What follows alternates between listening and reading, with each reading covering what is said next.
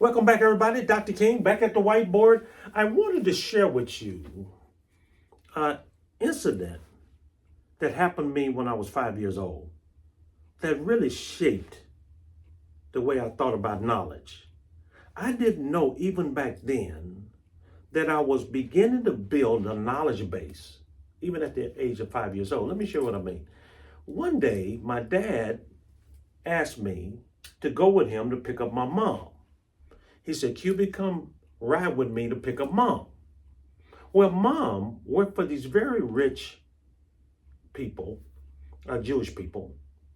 They were very nice to us. And we went to their home to pick up mom. Mom was a domestic worker. Back then they called them maids.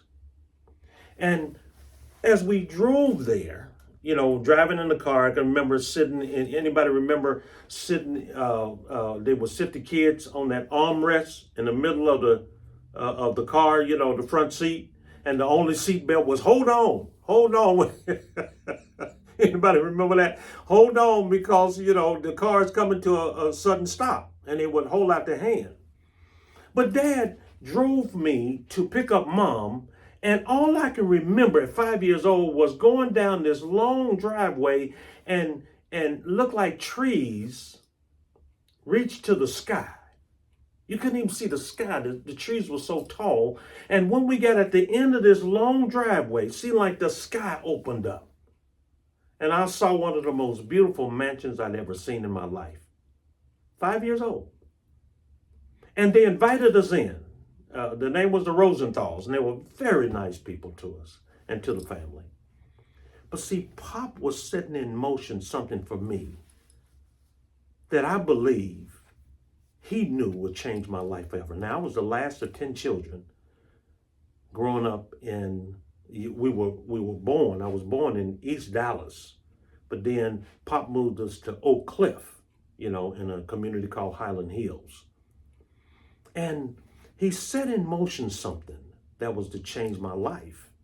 And I truly believe he knew what he was doing. He asked me to go with him. So when we got into this mansion, we just waited for Mom, so we didn't walk around the mansion. But when we got in, I saw something I had never seen before in my life. They had, in the study, right off of the foyer, the front, entranceway, was a study. And I saw a wall full of books. And I'm thinking, at 5 years old, I'm thinking, wow, this is incredible.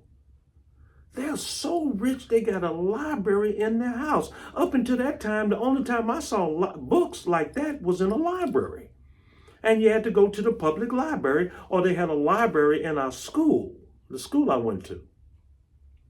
And so it was amazing to me that they had this. Now think about this. At 5 years old, I wasn't impressed with the mansion. Was big. It was gorgeous. It was unbelievable. But that wasn't the thing that stuck in my head. I didn't see any cars, but I imagine they was driving some very expensive cars. But that wasn't the thing that moved me. The thing that moved me was the fact that they had books. They had their own books. And I remember saying to myself, wow, if I ever get big and grow up, one day, I'm going to have a library of books like that. And on this video, I want to talk to you about building your knowledge library. You see, your knowledge has to continually evolve. You can't become stagnant. Nature abhors anything that outlives its usefulness. You got to constantly be thinking about, how do I expand my knowledge? Long after I left getting a PhD, I was constantly expanding my knowledge. That's how I ended up in Dubai, speaking to the most successful medical doctors in the Middle East. Not one time, not two times, not three times, over 5 times at these major conventions, DUFAT. And I'll share more of that with you on a video if I get an opportunity, okay? So now, my library, I begin to build my library, build my knowledge base. And I came up with a strategy I want to share with you. Those of you that are looking at your knowledge, I want you to continue to build your knowledge base. So when I got in the military, or when I was mustering out, I knew that I had to expand my knowledge. I had military knowledge, but I wanted to work for a major corporation. I knew that I didn't have that skill, and I'll tell you how that happened. The law of attraction, right? I ended up working for one of the largest corporations in the world.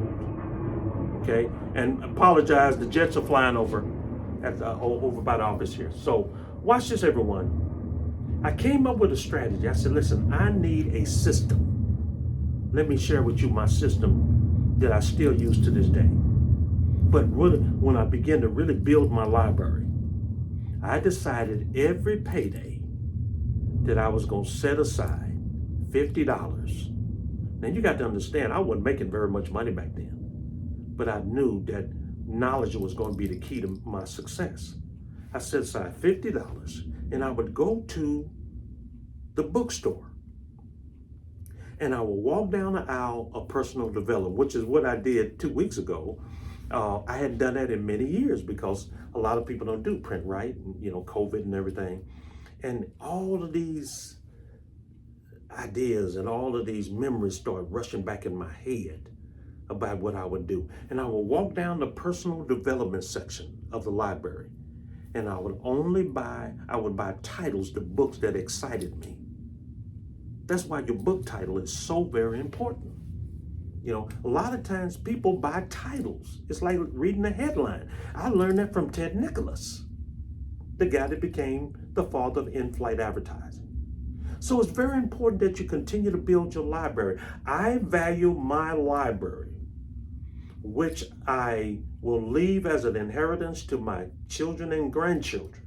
I want them to know what books that, their pawpaw read that made him a success coming out of being the last of 10 children born in the ghettos of East Dallas to become an international figure on the international stage. What did he do? I want him to know that. I value that library at well over $5 million.